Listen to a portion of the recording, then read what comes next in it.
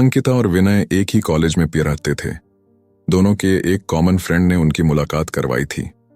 पूरा ग्रुप साथ में घूमते फिरते खाते पीते रहते थे। पर अंकिता और विनय की नजदीकियां बढ़ने लगी। देखते ही देखते उनको एक दूसरे से प्यार हो गया। अब वह दोनों अकेले वक्त बिताने लगे। भाग में घूमना, साथ में मूवी देखने जाना, साथ में पढ़ना, वह हर चीज एक साथ ही करते थे। देखते ही देखते कॉलेज खत्म हो गया और उनका मिलना भी कम हो गया। एक बार अंकिता और विनय दोनों एक समुद्र किनारे बैठे थे। अंकिता ने विनय से कहा, अब तो हमारी कॉलेज भी खत्म हो गई है, अब हम एक दूसरे के साथ वक्त कैसे बिताएंगे, और अब जल्द ही मेरे घर वाले मेरी शादी करवा देंगे। विनय ने उसका हाथ पकड़ ढाते हुए कहा कि अंकिता, तुम चिंता मत करो, मैंने एक दो कंपनी में अप्लाई कर दिया है, बस कुछ ही दिनों में मैं अच्छी नौकरी पर लग जाऊंगा, फिर हम अपने अपने घर में बता देंगे। 2 हफ्ते बाद ही विनय को अच्छी कंपनी में नौकरी मिल गई। जैसे कि उन्होंने तय किया था, उन्होंने अपने अपने घर पे बता दिया। विनय की मां तो मान गई, पर उसके पिताजी नहीं मान रहे थे, और यहां अंकिता के घर वालों ने तो साफ साफ इनकार ही कर दिया था। वह दोनों बहुत परेशान होने लगे कि अब क्या होगा, कैसे वह अपने घर वालों को मनाएंगे। बहुत दिन हो गए, दोनों का एक दूसरे से बात करना भी कम हो गया था, क्योंकि अंकिता के घर वालों ने उसका फोन ले लिया था और उसके लिए रिश्ता ढूंढ रहे थे। वह कभी कभी अपनी सहेली के घर जाती, तभी विनय को फोन कर पाती थी, और बस हमेशा यही कहती कि विनय, तुम जल्दी ही कुछ करो, वरना मेरी शादी हो जाएगी। मैं तुमसे बहुत प्यार करती हूं, तुम्हारे बिना नहीं रह पाऊंगी। विनय भी उससे हमेशा आश्वासन देता था, पर उससे भी नहीं समझ रहा था कि वह क्या करे, कैसे अपने घर वालों को मनाए। यही सोचते सोचते वक्त बीतते जा रहा था। दोनों बहुत परेशान रहने लगे। विनय घर पे न कुछ खाता था, न ही बात करता था, बस पूरा दिन शांत शांत रहता था। ये देखकर उसकी मां से रहा नहीं गया, और उसने अपने पति को समझाया कि मुझे मेरे बेटी की खुशी से बढ़कर कुछ नहीं है, और अब अगर उसकी शादी होगी तो अंकिता से ही होगी। आप कल ही उसके घर जाके उसके माँ बाप से बात करो।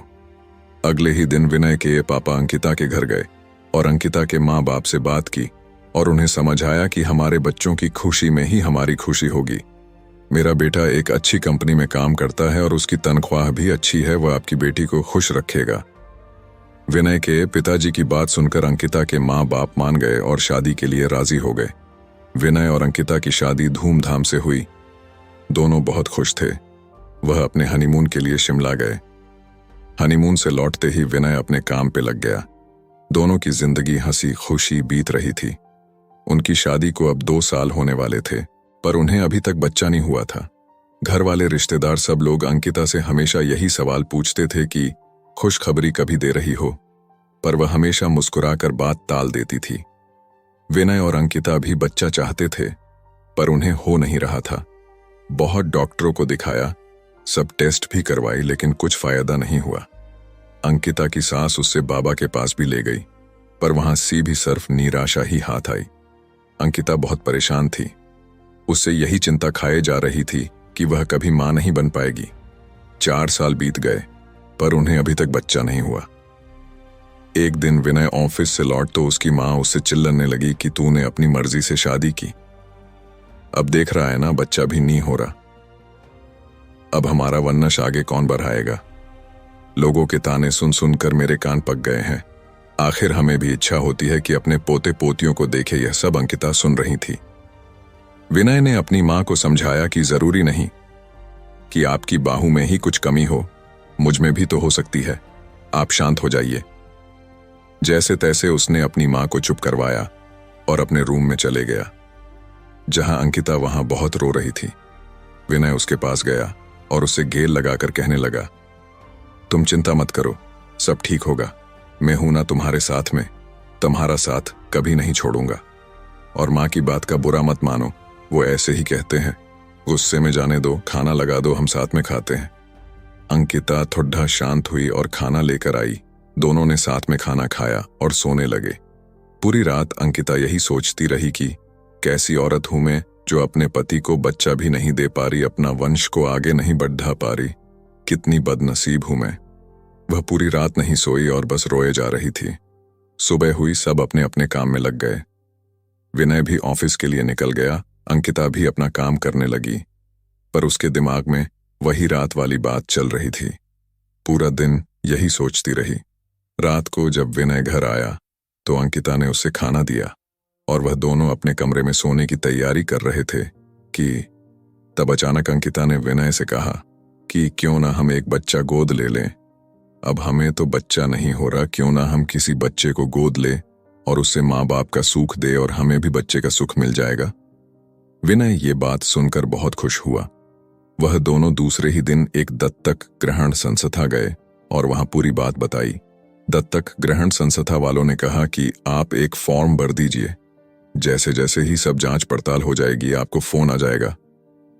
उन्होंने फॉर्म भरा और एक आशा के साथ घर लौटे कि शायद अब उनकी परेशानी दूर हो जाएगी। 6 महीने हो गए, उनको कॉल नहीं आया। विनय जब भी वहां जाता वह लोग उससे एक ही जवाब देते कि कॉल आ जाएगा, पर इंतजार की गाड़ियां बढ़ती जा रही थीं। अब अंकिता हिम्मत हार चुकी थी, वो पूरी तरह से टूट चुकी थी। विनय भी आखिर कितना उसको समझा पाता, दोनों थक चुके थे। उन्हें अभी कोई उम्मीद ही नहीं रही थी कि वह कभी माँ बाप बन पाएंगे। पर विनय ने अंकिता का साथ और कोशिश करना नहीं छोड़ा। वह हर 2 दिन में संस्था जाता था। इंतजार करते करते 8 महीने हो गए थे और एक दिन अचानक विनय को कॉल आता है कि आप दत्तक ग्रहण संस्था में आ जाइए, आपके लिए एक खुश खबर है। उसने तुरंत अंकिता को फोन करके दत्तक ग्रहण संस्था आने के लिए कहा।